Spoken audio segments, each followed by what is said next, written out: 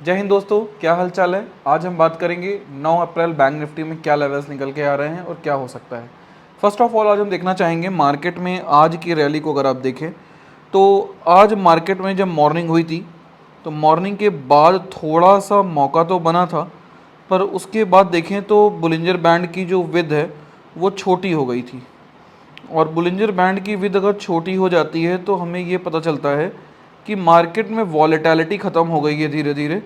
और जब मार्केट में वॉलेटिलिटी ख़त्म हो गई है तो फिर ऑप्शन बायर के लिए कुछ रह नहीं जाता है। इसीलिए मैं अक्सर कहता हूँ कि अपने पैसे को आप बचा के रखिए। कभी कभी हम उम्मीद लगा लेते हैं कि मार्केट बहुत बुलिश चल रहा है और हम बाई करते रह जाते हैं। बुलिश चल रहा है इसका मतलब ये नहीं है कि मार्केट आपके हिसाब से बढ़ता ही चला जाएगा। आप सोच रहे हो बढ़ेगा, आप जैसे लाखों करोड़ों लोग और हैं जो सोच रहे हैं बढ़ेगा, जिस वजह से कॉल राइटर को अच्छा मौका मिल गया है कॉल सेल करने का। उनको सिर्फ इतना करना है कि अगर कोई मार्केट बढ़ाने की कोशिश कर रहा है तो उसको रोक के रखना है, दैट्स इट। उसको गिराना नहीं है, उनका एजेंडा गिराने का भी नहीं है, क्योंकि इस समय इतना ज़्यादा वॉलेटिलिटी हो चुकी थी। अगर हम इसको डेली बेसिस पे देखें तो उसके हिसाब से ये प्रिडिक्ट करना कि मार्केट इस समय किधर जाएगा ये सभी के लिए मुश्किल है। छोटे और बड़े सभी इन्वेस्टर्स के लिए मुश्किल हो गया है।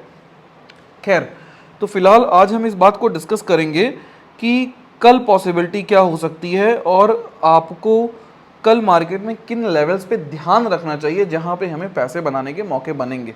मैं बार बार आपसे कहता हूं, ऑप्शन बायर को सिर्फ 3 जगहों पे पैसे बनाने के मौके मिलते हैं। वो क्या क्या है? अगर आपको पता है तो कमेंट कीजिए। सपोर्ट, रेजिस्टेंस और ब्रेकआउट्स। अगर सपोर्ट पे मार्केट दिखे तो कॉल खरीदिए, रेजिस्टेंस पे दिखे तो पुट खरीदिए और ब्रेकआउट्स जिधर हो उधर जाइए। ये सीधी सी गणित है ऑप्शन बायर के लिए। आज तो ना सपोर्ट पे दिखा ना रेजिस्टेंस पे दिखा, तो आज तो बाइंग बनती ही नहीं थी। खैर चलिए थोड़ा सा टेक्निकल्स देख लेते हैं बैंक निफ्टी में क्या लेवल्स निकल के आ रहे हैं। ध्यान से देखिए, बैंक निफ्टी ने जो अपना हाई एक लगाया था उस हाई के आसपास ही बैंक निफ्टी आज ट्रेड करता हुआ दिखाई दिया और ये 48,600 के आसपास था। यहाँ पे कोई भी रेजिस्टेंस नहीं बैठा है, हमने आपसे कल की वीडियो में ही डिस्कस कर लिया था। रेजिस्टेंस कहाँ बैठा हुआ है? 49,200 पे, ये बहुत दूर है अभी, ठीक है ना। चलिए आगे बात कर लेते हैं। और फिलहाल देखा जाए तो इसके पहले डे की, मतलब हम बात करें अगर फ्राइडे की जो कैंडल आई थी, उसमें बाइंग प्रेशर अच्छा देखने को मिला था। मतलब बायर्स बहुत ज़्यादा एक्टिव थे। और उसके बाद आज डोजी आई है। आज की जो कैंडल है उसका नाम क्या है? डोजी। डोजी इस बारे में इस बात को बताती है कि मार्केट में बायर और सेलर लगभग इक्विलिब्रियम में आ गए हैं, मतलब लगभग बराबर हो चुके हैं। इस वजह से डोजी हमको फॉर्म होती हुई दिखाई दे रही है। मतलब जो बायर का फोर्स था, जो बाइंग फोर्स यहाँ पे हमको देखने को मिल रहा था, वो बेसिकली अब खत्म होता हुआ दिखाई दे रहा है। मतलब बायर के अंदर जो बाइंग कैपेसिटी है वो धीरे धीरे कम होती हुई दिखाई दे रही है। और ये चीज़ आप आरएसआई में भी देखेंगे तो आरएसआई भी लगभग ओवरबॉट के रीजन में पहुंच चुका है। 70.67 हो चुका है। 0.67 ये ओवरबॉट के रीजन में एग्जिस्ट कर रहा है। अब सवाल उठता है कि क्या कल हमें मौके बनेंगे? देखो दोस्त, कल ऐसा कोई मौका नहीं दिखाई दे रहा, मैं झूठ नहीं बोलना चाहूंगा, बिल्कुल भी मौका नहीं दिखाई दे रहा है। अगर मार्केट में एक स्पाइक आएगी भी, आप घुसोगे भी, तो हो सकता है आप फंस जाओ, हो सकता है पैसे बना लो। दोनों ही पॉसिबिलिटी है, क्योंकि सपोर्ट और रेजिस्टेंस नहीं दिख रहा है दोस्त, बहुत दूर है दोनों। देखो, हालांकि हम ये कह सकते हैं कि एक चीज पास में है और वो क्या है? और वो है आपका सपोर्ट, जो कि निकल के आ रहा है कितना? 48,200 से लेके 48,100 के बीच में। इनके बीच में आपको एक छोटा सा सपोर्ट देखने को मिल सकता है। अगर मार्केट यहां दिखाई दे तो कॉल साइड में आप 100 तक के स्टॉप लॉस लेके ट्रेड कर सकते हो, ठीक। लेकिन स्टॉप लॉस बहुत ज़्यादा बड़ा है, 200 से लेके 100 के बीच में। सवाल उठता है कि 200 में एंट्री करें सर कि 100 में एंट्री करें?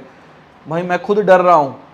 अगर 200 में एंट्री करूंगा, 100 तक का स्टॉप लॉस है, वो क्या पता 200 में एंट्री नहीं करूंगा तो 200 से लौट गया तो बेवजह मुंह बना के रह जाऊंगा, है ना, दांत दिखा के। तो उस केस में क्या सही है?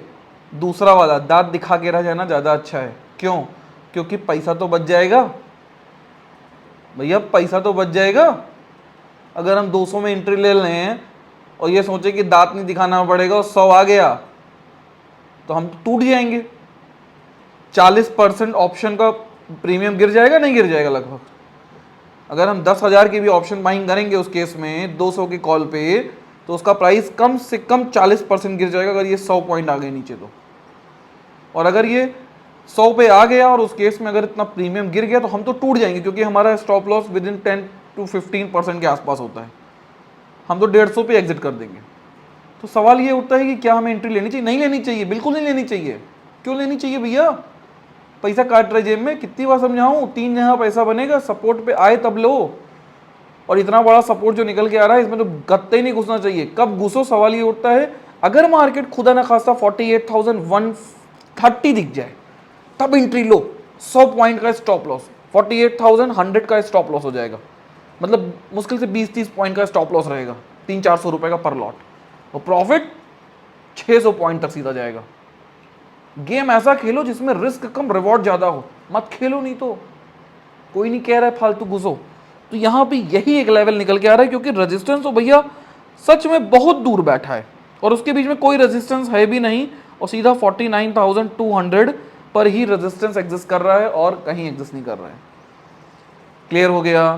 तो आज ऐसा कुछ मार्केट में है नहीं जिसमें हम वीडियो को लंबा करें, और ये 2 लेवल्स निकल के आ रहे हैं। आपको वीडियो कैसा लगा प्लीज़ कमेंट करके बताइएगा। आई होप आपको समझ में आ गया होगा। बेवजह पैसे लॉस मत करिए, पॉइंट ढूंढिए, जहां सही ट्रेड मिले तभी एंट्री कीजिए।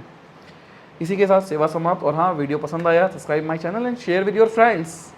अकेले अकेले क्यों मजा ले रहे हो दोस्त? चलिए बाय।